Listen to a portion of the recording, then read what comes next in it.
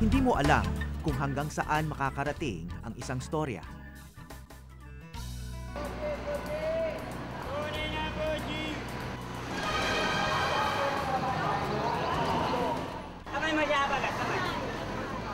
Taong 2006, sa ilalim ng istasyon ng MRT, nang una kong matisod ang kwento ni Mang Seryo at ng kanyang kakaibang alaga na si Habaga.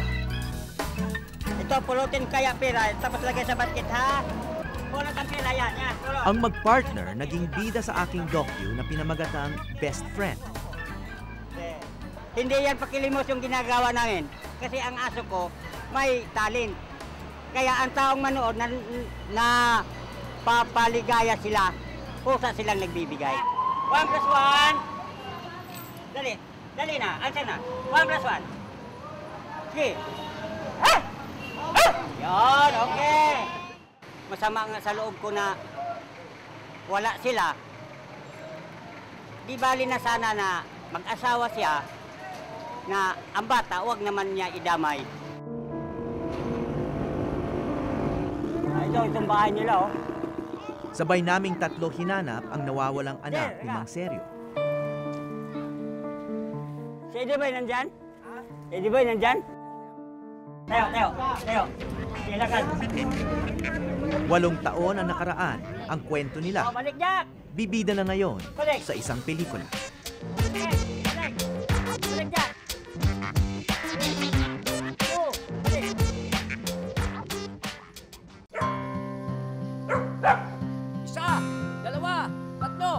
Ito ang mga unang sulyap sa pelikulang The Dog Show ni Ralston Hoover, isang premyadong manunulat at direktor. Dalawa kong gwapong mga ampon, si Habagat at si Bagwis. Bida rito si Lou Veloso bilang Mang Seryo. Ay, uwi na tayo. At si Mercedes Cabral bilang Celia, anak ni Mang Seryo na may kapansanan. The Dog Show, I first saw it in a documentary in Eyewitness about the old man doing stunt shows or trick shows in Manila. Tapos he's doing it in order for a very noble purpose, to get back his son from his rebellious wife. So dun pa lang, gusto ko na kagad yung story. Tapos yung best friend niya, who happens to be a dog, not a human being, yun pa talagang may unconditional love for him. Habagat, bangon. Nag-meet kami, pero physically, malayo, no? Malayong-malayo. Medyo payat na si Mang Seryo. But still, ang paraan na lang na pwede ko siyang gayahin ay yung kanyang marubdob na damdamin para sa kanyang anak at sa kanyang pamilya. Kilala mo ba ako? Kung si Lou Veloso ang gumanap kay Mang Seryo, sino naman kaya ang gumanap sa aso niyang si Habagat?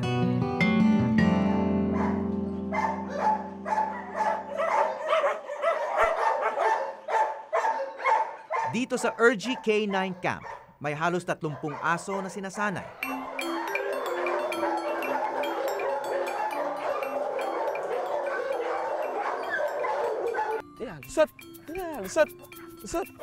Siya si Princess, ang tinaguriang star ng training camp ni Urgy. Good dog. Down. Low. Ilang beses na siyang lumabas sa telebisyon. Mula sa pantaserye hanggang sa drama.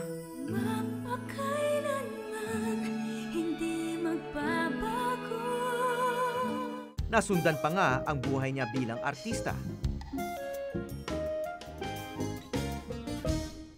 Bagat, dito. Dala, i-re-release ko lang. Sit. Bagat, please. Siya ang gumanap kay Habagat. Parang screen name niya na. So, kailangan kang mag-ano sa kanya na gano'n, na bibigyan mo sa kanya talaga na. Kahit sa yung time na na nagte-training kami, nag-workshop kaming dalawa, yun na yung ini-imprint ko sa kanya. Search.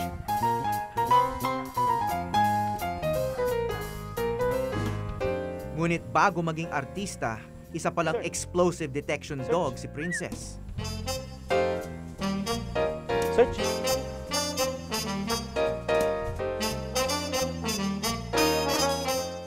Binigay lang siya kay Urgy ng isa niyang kliyente bilang pambayad sa utang. Si Princess that time noon, talagang medyo parang kumbaga sa sa aso eh, medyo ugly duckling talaga siya. Hindi siya ganun kaganda talaga eh. Pero sinabi ko na sa magkakapatid siya ang pinakamatalino.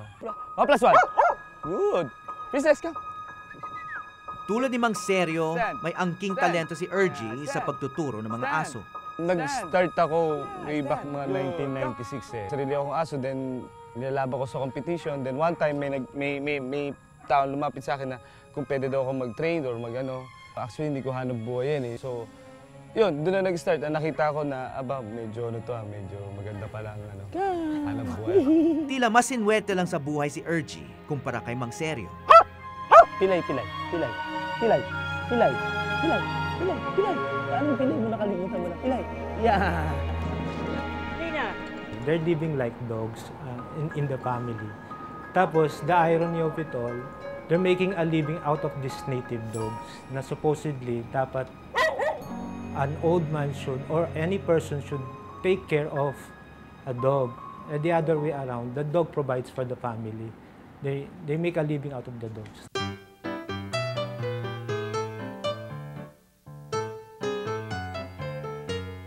Ang kwento ni Mang Seryo at Habagat matagal ng pangarap ni Ralston. Ito na ata yung pinaka-dream project ko. Parang yung 2009 na natigil because of we lack the fund.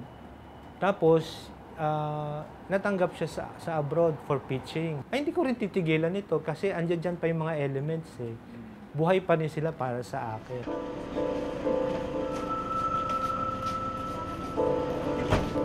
Nang malaman kong patapos na ang paggawa ng pelikula tungkol kay Mang Seryo at Habagat, hinanap ko sila.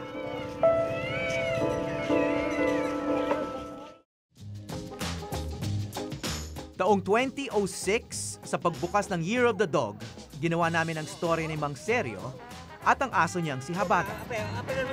Kamay mo siya, kamay. Oh, 2006 naman, ang dami na naman walang trabaho. Kaya tayo, kailangan sa atin dumiskarte tayo para mabuhay tayo. Kaya ito ngayon ang diskarte ko. Tinuturuan ko si Habagat. Ang tao, palamunin mo, mawalang ngayon ka pa. Kaya ang aso, pakainin mo, makakatulong pa. Mamahalin ka talaga sa aso. Sila ang magkatuwang sa buhay at sa hanap buhay. At bagamat maraming napapasaya si Habagat, mabigat ang dinadala ni Mang Seryo noon. Masama nga sa loob ko na wala sila. Di bali na sana na mag-asawa siya na ang bata, huwag naman niya idamay. Simulang pinanganak yon, ako na ang nag-alaga, 1 buwan lang. Bigla lang nawala sa akin yan, masakit sa kalooban ko. Iniwan siya ng kanyang asawa at pumunta sa probinsya ng Isabela. Dala-dala ang kanilang bunsong anak na si Eddie Boy. Ang tanging gusto ni Mang Seryo noon, makaipon ng pera para mabawi ang bunso.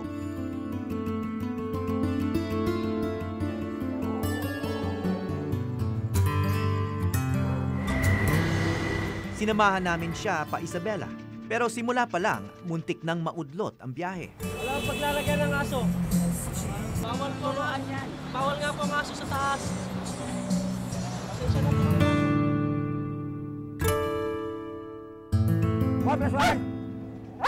Nang lumaon, nakasakay rin sila.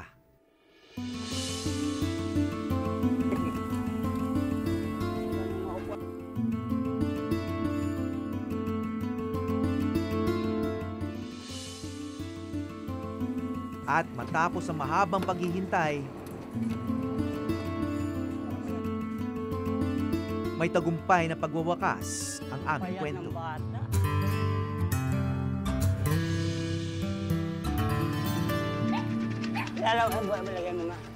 Kilala mo ba ako, Eddie Boy? Kilala mo ka? Sino ako? Papa.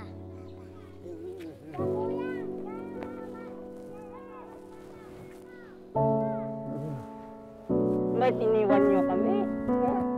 Ha? Bakit iniwan mo ako? Ha? Hindi ka na umuwi sa atin. 8 taon na ang nakalipas. Nasa na kaya sila ngayon?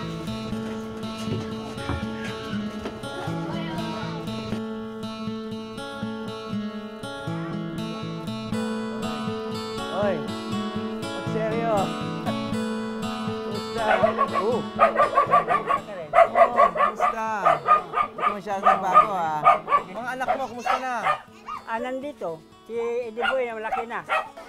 Eddie Boy, halika! Boy! Eddie Boy! Ayan si Howie. Laki mo na. Oh, alala mo ako, hindi mo na ako naalala. Ilan taon ka na ngayon?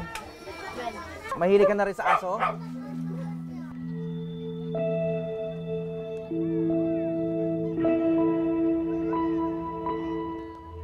Dito pa rin sa Baseco sa Maynila nakatira sina Mang Seryo. Sabihin mo na kailangan talaga. Pero kung noon sa bakanting babuyan sila nakatira, ngayon umasenso na sila kahit papaano. Konkreto na ang bahay nila. Alaga ko mga maigi yun siya para bang siya na nga lang ang nagtrabaho sa amin tapos hindi ko pa siya alagaan. Maganda ang kita niya. Inibitahan nga kami doon sa Bigan, shooting niya, ang bida si Rocco. Bigyan man siya bagat ng 20 mil, kaya nakabili ako ng hollow block. Boy, lagyan mo ng plywood yung manok. Sina Eddie Boy at ang kanyang ate na si Nelia ang ngayon katuwang ni Mang Seryo sa bahay. Sa tingin nyo ngayon, tama yung desisyon na yun? Na kinuha nyo sa Isabela si Eddie Boy? Tama. Kasi noong kalakasan na kita ni Habagat, para ako malungkot tuloy na mayroon ang kita si Habagat. Tapos wala yung mga anak ko. Yung anak ko, wala. Basta nandiyan buhay pa ako, gusto kong lagi siya sa akin. Pinaghirapan ko talaga siyang kunin doon sa Isabela. Nakikiusap talaga ako sa inyo na kukunin natin yung anak ko. Oh. Kaya noong natulungan mo ko, nagpasalamat ako sa mga tumulong na nakuha ko yung anak ko. Oh, yan. 4 na taong gulang pa lang si Eddie Boy nang una ko siyang makilala. May kuto siya baga? Wala ah. Wala kuto yan. Bago paligo yan. Ikaw naman, mas masaya ka rito kaysa sa probinsya. Yung mama mo, hindi mo na nakita? Gusto mo rin makita?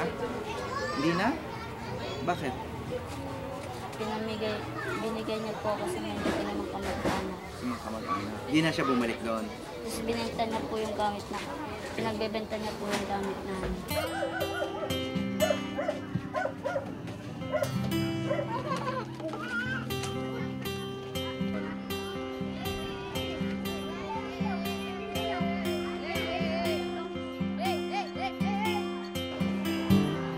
Ngayon, 12 taong gulang na siya at isa ng mag-aaral sa ika-5 baitang. Top 2 raw siya sa klase. Kung tutuusin, hindi mapapag-aral ni Mang Seryo ang kanyang mga anak kung wala si Habagat. Kunin ang basket sa bagat. Kunin. Mula kasi noong una siyang maipalabas sa aming docu, dumami na ang mga nag-imbita sa kanya para mag-guest sa telebisyon at pelikula. Ganda na aso mo ah. Thank you. Anong pangalan niya? Isa na rito ang Enteng Kabisote 4, kung saan nakasama pa ni Habagat si Joey De Leon. Please jump. Pinapakiusapan mo pa? Alam mo yan, Sir Howie. Diba ang bahay namin doon sa Babuyan? Yung kubo na yan, kita na yan ni Habagat. Yung motor sa kanya yan, binili. Yung? Binigay ng producer. Yung motor? Oo. Kanina... Kasama ang kuan, ang sidecar. Eh, paano yan? Ngayon, sira Nagagamit na. pa ba yan? Oo, wala akong ipaayos. Nasa na nga ba ang bidang aso ng Baseco?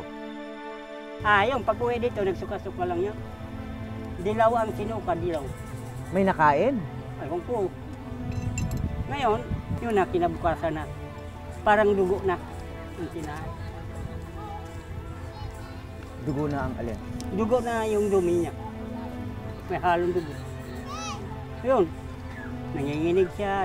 Dito kasi namatay siya baga sa balikat dito. Masasabi niyo bang best friend niyo dati si Habagat? Siya ang pinakamatalik niyong kaibigan. Oo, oo naman dahil sa mahal na mahal ko ay aso na yun. Kaya hanggang ngayon minsan magkamali ako dito pagtawag, maging kahit na ang pangalan nito Blackjack, maging Habagat ang tawag ko dito kung minsan. Hindi ko makalimutan nga siya.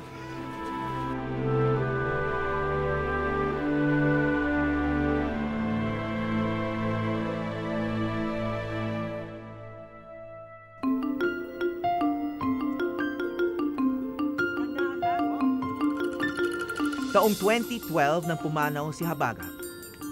Noong taong ding yon, may napulot na tuta ang anak ni Mang Seryo. Ngayon, mukhang siya na ang susunod sa yapak ng orihinal na dog star. Maraming may alagang aso rito sa Baseco, sa Maynila.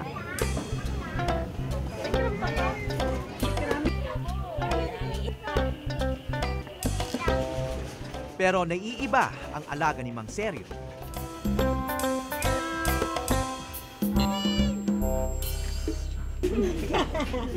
Four minus 2. Ang bagong aso niyang si Blackjack. Tila daig pa ang ilang bata sa math. 9. Divide by 3. Jack.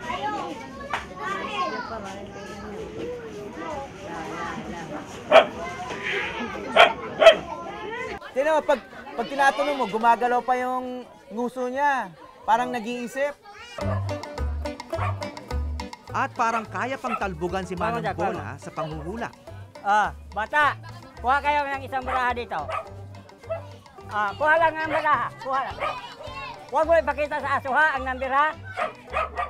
Mamili ka, mamili. Pag kung ano, number. Huwag mo ipakita sa aso, dali mo ko. Huwag mo ipapakita sa aso. Hulaan mo nga yung number ng baraha nung kinuha ng bata. Hulaan mo. Sige na. O, tingin siya doon. Jack. Nag-iisip siya eh.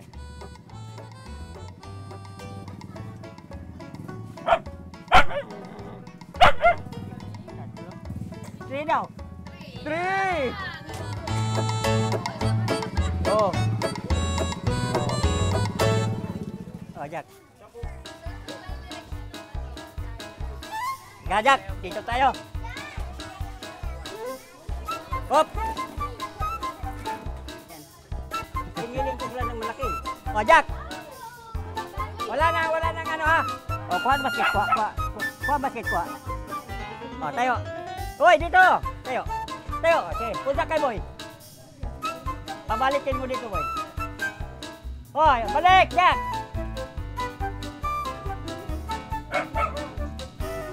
Isang balik pa. Balik doon, boy. Balik pa doon. Balik dito, balik. Tama na, mapagod siya.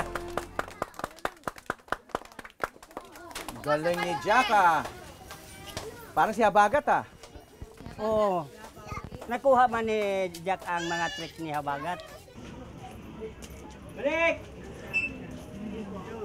Para may nagagawa pa siya na hindi kaya ni Habagat, yung naglalakad. Hindi ko nakita si Habagat na naglalakad ng gano'ng kalayo. Hindi kaya. Dahil sa katawan o... Oo, sa katawan malaki. Sige! Gabang! Oo! Sige! Sige! Oo, gabang. Oo, panay! Barang yung ulo! Patay na!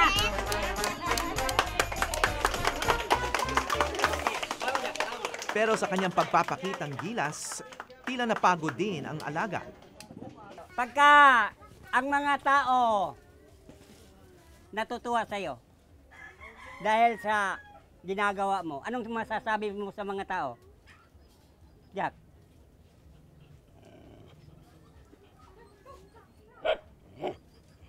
Okay. Thank you raw. May translation pa. Ngayon, okay. Jack, silang lahat, anong masasabi mo sa kanila? Silang lahat, kasama si Howie. I love you. I love you. Wow. O sino mas magaling, Habagat o si Jack? Parang si Habagat din po. Si Habagat mas magaling. Bakit? Anong kaya gawin ni Habagat na hindi kaya ni Jack? O mas naging malapit lang si Habagat sa inyo? Malapit. Mahal niyo lang si Habagat. Alala mo kay Habagat? Anong naalala mo? Ha? Mataba? Ano? Mabait? Opo. Anong nagagawa niya? Nakakatuwa ba siya? Opo. Bakit? Anong ginagawa niya? Maraming alin. Anong alam ni Habagat na hindi nagagawa ni Blackjack? Nagagama ng style, nagchat-chat yun. Sumasayaw pa? Masayaw po.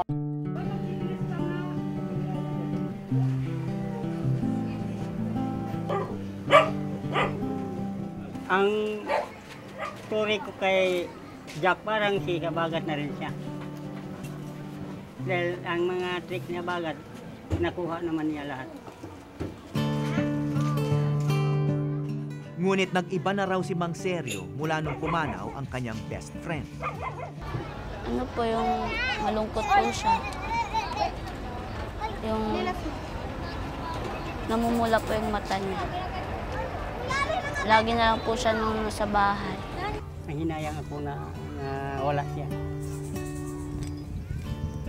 Yun, mula noon, wala nang kita. Kasi pag nung marunong ito, hindi lang nagtagal, sinasabihan nga ako nagpalimos, yun, uminto na ako. Kwento ni Mang Seryo, sumama ang loob niya sa mga nagsasabing nanlilimos lang siya gamit ng kanyang aso.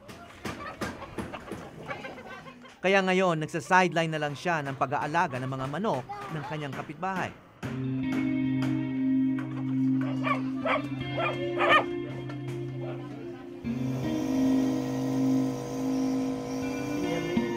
Masama na ang loob, tila masama rin ang lagay ng kanyang kalusugan.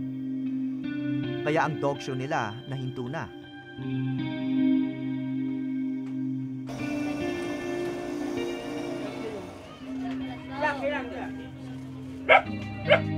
May pag-asa pa kayang manumbalik ang Dog Star ng lansangan.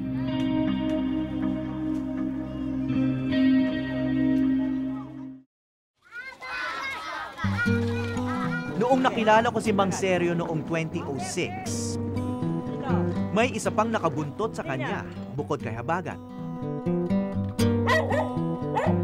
Siya si Alvin, ang 11 taong gulang na anak ni Mang Seryo. Nakakatulong ba yung si Habagat sa inyo? Nakakatulong? Opo. Paano siya nakakatulong? Binibigyan po niya ako ng baon. Dito sa Baseco, gusto mo ba rito? Opo. Bakit? Kasi po maganda rito. Matapos ang 8 taon, ito na si Alvin ngayon. Isa ng binata, 19 na taong gulang. Nadama niya ang halaga ni Habagat simula nung bata pa lang siya. Bali po yung nagparal sa akin, ma'am, yung ano po namin, ma'am. Yung una po naming aso na na-discover ni Sarawi, si Habagat po. Bali yun po yung tumustos sa pag-aaral ko, ma'am. Kaya po ako nakatapos ng high school. First year college na sana si Alvin sa kursong criminology. Pero nang mamatay si Habagat, kinailangan niyang huminto sa pag-aaral. Nung namatay po si Habagat, ma'am, ako na po yung sumuporta sa aming pang-araw-araw na pagkain, ma'am. Bali na natuto po kasi kung mamasada, ma'am. Kaya nagta-tricycle po ako.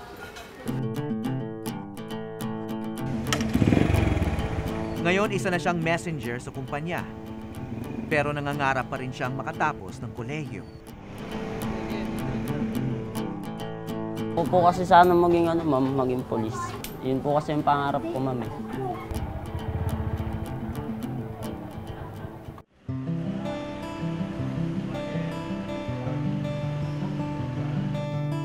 Si Mang Seryo naman, sinamahan na naming magpakonsulta sa doktor. Si Seryo.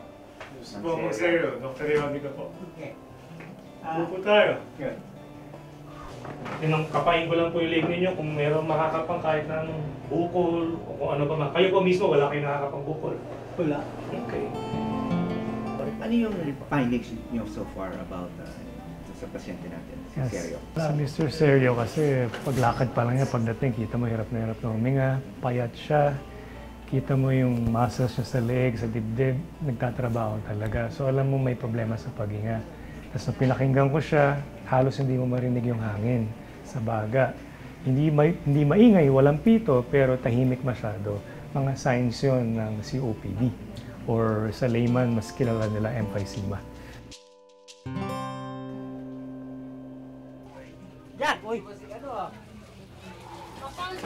Dahil mahina na si Mang Seryo, isa na lang ang inaasahan niya magpapatuloy ng kanyang dog show. Dandahan lang, oh. Diyan ka.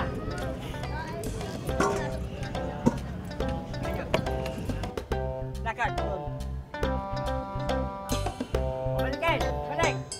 Balik dyan. Balik. Oh, balik. Okay. Yan. Oh, ikot. Ikot mo na, ikot. Oh, ikot na dyan, ikot. Ikot. Angat na, angat. Angat.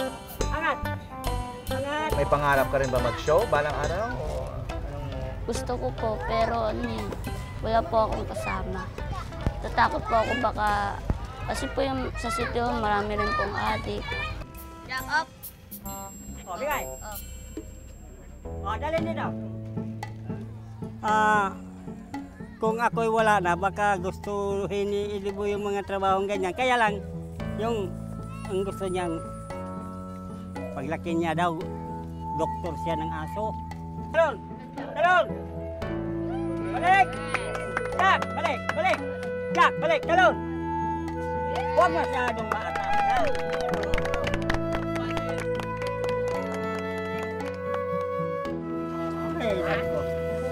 litrato pa na hindi kumasya dyan sa album. Hindi mo alam kung hanggang saan makakarating ang isang storya. Parang buhay din. Art just imitates life. Ika nga. Tatanda rin tayo kung papalarin. At laging may mauuna sa atin. Ang karamihan lilipas at kamag-anak na lang ang hindi makakalimot. 2, 3, kuha! At meron namang iilan na mananatili sa alaala ng marami.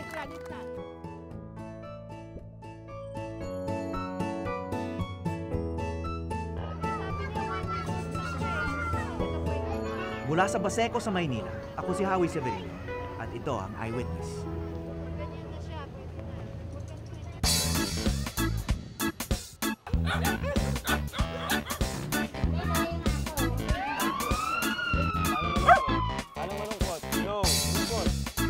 Balik!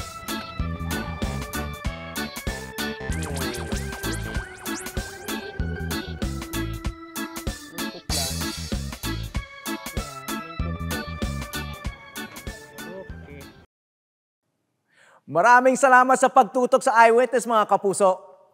Ano masasabi niyo sa dokumentaryong ito?